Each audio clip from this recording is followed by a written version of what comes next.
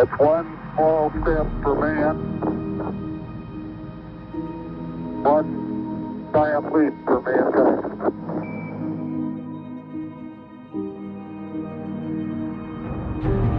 Welcome to the NASA series Exploring the Moon, where we take a behind-the-scenes look at the preparations for humanity's return to the moon.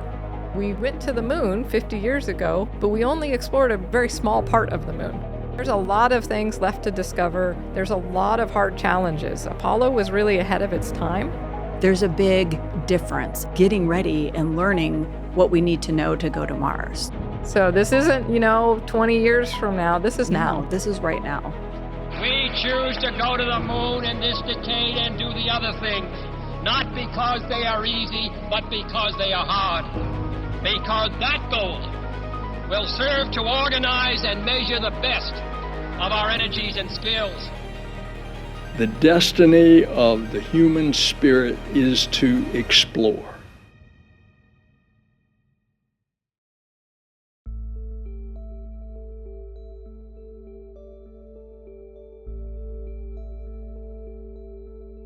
Hi, I'm Stephanie Sipola, and in this episode we have the honor of speaking with Najud Moranci, the Strategy and Architecture Lead for Exploration Systems. Welcome, Najud. It's good to have you here. Hi, thanks for having me, Stephanie. So why don't we start with you telling us all about your job?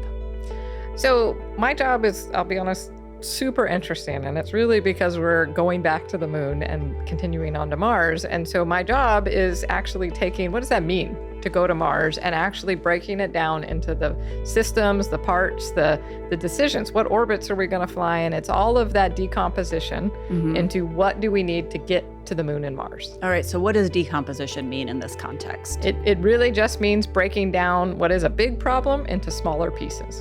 That's and making good. Sure they all still work together once you've broken it down. Right, and it's both for Moon and Mars. Yeah, so we've set a very long-term goal of going to Mars. It was always sort of NASA's horizon goal, but we're making it more concrete and having specific plans and objectives. So we've actually laid out, what does that mean to go to Mars? What do we want to accomplish? That includes both scientific, but also technological, inspiration, things like that are all reasons we want to go to Mars, and making those into the parts that we need to actually get there. So people ask this all the time. We've been to the moon before. Why are we going? Why are we doing this as an agency, as a nation? We as humanity have gone, but what that really means is only 12 people have gone to the moon. And the area of the moon is the size of the continent of Africa. So if you said we'd only put 12 people on the whole continent of Africa, and even within that, in one very small region, which is the Earth-facing equatorial, the middle part of the moon, no one could really say you've explored all of Africa like that. So, Very and that's true. really where we're at, is that we went to the moon 50 years ago, but we only explored what is essentially a very small part of the moon. Right. So there's a lot of things left to discover. There's a lot of hard challenges. Apollo was really ahead of its time. And now we're really just back to the point where the technology, the systems are affordable, and we can do this on a more sustained cadence. Okay, so we hear that word a lot, sustained. What does that mean for the agency? So for the agency, what that means is we want to be repeatable. We want to be able to keep doing this. So Apollo was so expensive. It was 5% of the federal budget at the time. So that's why they went. They did 6 missions to the moon, and then it got stopped because it was a very unaffordable trajectory. Right. So what we're doing is, how do we do exploring the moon in the middle of all the other important priorities for our country and for the world? So this has to be something we can do repeatably and affordably, and is achievable, so that we can continue to do this for many decades to come. So our goal is to make sure that we aren't just going for a few missions and then we have to stop again. We want to have a program that we can continue to build on over time. And so when we look at the Artemis program plan and we look at the missions that are lined up, how do those missions, I guess, maybe build upon each other so that they are taking us to this sustained level? So one of the things we've recently done, and ultimately my job as architecture, is how do we break all these pieces down? Like I said, we've broken it down into 4 segments. So our first set of missions is just how do we even get back to the moon? That human lunar return. It's taking people back to the moon, to the south pole of the moon even specifically, and then start building exploration, foundational exploration capabilities, sustaining that with technological advancements so that we can go for longer and longer missions. And all of that is ultimately to build on humans to Mars. Okay. So if we work through all of the pieces correctly, we're actually developing incremental capabilities over time. So what are the 4 segments of the Moon to Mars architecture?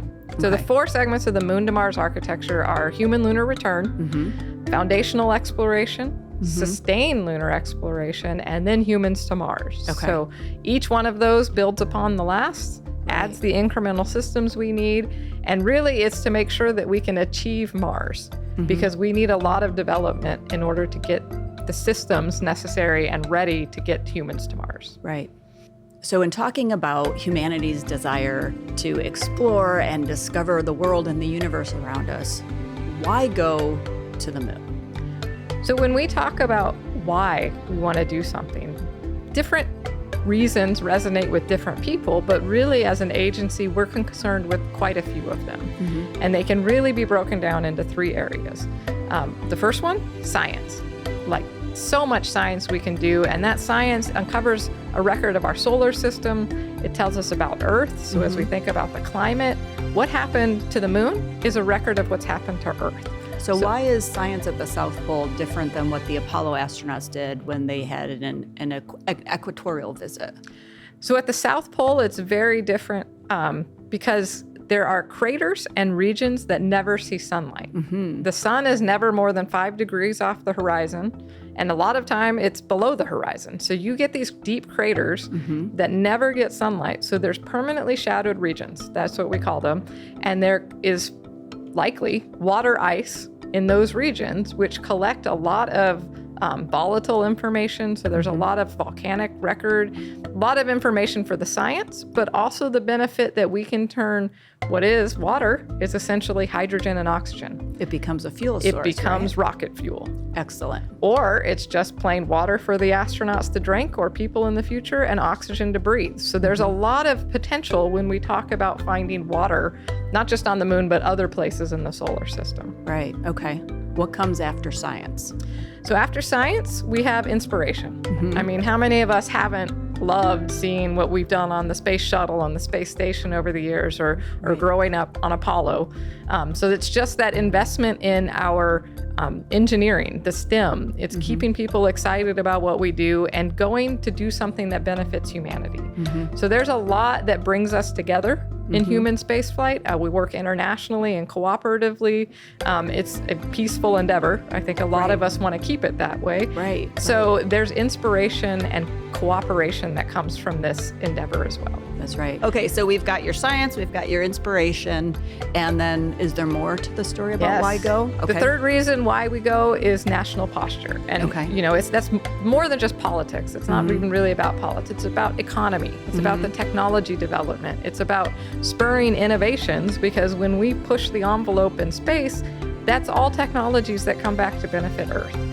We have so many examples in space technology spin-offs into Earth and the practicalness that comes with when you solve a hard problem, you come up with new solutions. I mean, Apollo basically invented the software discipline and transistors and things like that. And transportable computers that didn't consume full rooms. Right. I mean, we have phones in our pocket because of space technology and Apollo. We have phones in our pocket that have more computational power than the entire Saturn V rocket. Absolutely. Yeah. So, you know, no one would have predicted that when you started Apollo, but that's the type of technology investments that you get and the return for doing these things. So there's a lot that goes into national posture, creating economy, which translates to jobs. It's that employment. It's how do you keep things going, as well as the technology and the spin-offs and many other reasons, including those international cooperation.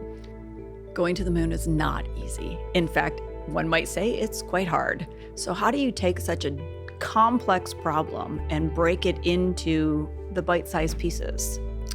So one of the ways we really can think about it in sort of 6 questions, and the who, what, when, where, why, and how. right? So questions we all familiar with. We've talked about the why, but the how do we get there? That's, in this case, we're using the Space Launch System rocket, the Human Landing System, Orion. That's our how. And then we keep going. Who do we send? We work with our astronauts. We have 4 crew. That's the very literal piece. But our who also includes our international partners. It includes industry and academia. It's the who is a lot of folks contributing to what is the architecture. That's our Artemis generation. That is the Artemis generation. Everybody right who gets there. to participate. So some of the other questions, like what we'll do, right? We want to take science samples. We want to deploy technologies. So there's a lot of what when we get out there is what are we going to do once we've gotten the crew there? And that's to meet those needs and those objectives that we have as an agency. When we go, like we talked about before, we want it to be a sustained cadence. So the win is about making sure that we can keep doing this year after year and build up to that every year being able to have a mission to the moon. Well, and the win is right now. Yeah, it's now. We've already launched Artemis 1. We've already launched Artemis 1. We're December. already Here we happening. go. So this isn't, 20 years from now. This is now. No, this is right now. Yeah, that's a really great piece. And the what, going back on you on that question, you already said part of the what of going to the moon is getting ready and learning what we need to know to go to Mars. Yes, a lot of our objectives for the moon specifically, we've talked about how we've been there before. We know some about it. We are going to learn more. But a lot of what we want to do on the moon is make sure we know how to go to Mars, which is hundreds of thousands, millions of miles away. It's multi-year missions. So there's a lot we still need to learn about humans in space, exploring in microgravity and partial gravity. The moon is not as big as Earth. So, the astronauts' systems are going to work very differently. All of those things are things we need to keep doing and explore on the moon so that we can get to Mars. Right. And there's a big question, or let me say that differently. There's a big difference in designing, for example, an Apollo system that goes and comes on a short camping trip as compared to an Artemis South Pole mission to the moon, and then compare that even further to a trip to Mars that because of that greater distance, it takes that much longer to get there. 20 minutes for one-way communication. It's a whole different paradigm. It's a whole different story to explore long term. It's an extremely different series of challenges, right? When we go to low Earth orbit, which is where the majority of human spaceflight experience exists, it's hours away. Yes. We can launch a mission. It can be at the space station the same day it launches. If there's an emergency, the crew can be home in hours in a hospital getting help. Right. When we go to the moon, we're days to weeks away. It starts adding, right? So if there's an emergency while the crew's on the surface of the moon, they have to go back to orbit, they have to get in the spaceship, they have to spend a week or more coming back from the moon. Right. Those things are more challenging. So you can't have, immediate medical care other than what the crew can bring with them. And when we go to Mars, we're months away. So you just start thinking about these challenges and the difference between months and years of help and weeks of help is huge. So we need systems that are highly reliable. Everything the crew needs when they goes to Mars either already needs to be there or they have to take it with them. Right. So that's a much, much bigger challenge than just going to the moon. So we have to build up these incremental capabilities to support the mission. Do you think that all of these technologies exist today? Oh, absolutely not, right? Okay. We have a lot of ideas on how to do these technologies. There's different ways to solve problems, and we don't know which one will work best. So a lot of what we need, especially to get to Mars, needs to be figured out with what's the best technology for the future. So there's a lot of that going on, a lot of improvements in technology, like water reclamation systems have been demonstrated on the space station. Right. And that benefits us here on Earth because we know better how to clean water, and in arid climates, there's a lot of benefit. Right. And so, for example, a lot of what we want to do, if you're just talking about scientific exploration, right, there's a lot of it NASA wants to accomplish, but there's other academia could say hire a lander to take its payload, completely separate from NASA. So Sure. by making some of those initial investments, you can actually have a multiplier effect for other systems that wouldn't have been able to afford it on their own specifically. Right. And that's good for our U.S. economy, and it's good for our international partners. Yes. Because they have the same story about low Earth orbit that we have as a nation. Yes. So that's the best part about this, right? Is the more people that want to participate, the better it is for everyone. Everybody. Yeah. Thank you, Najid, for joining us today. Thank you for having me, Stephanie.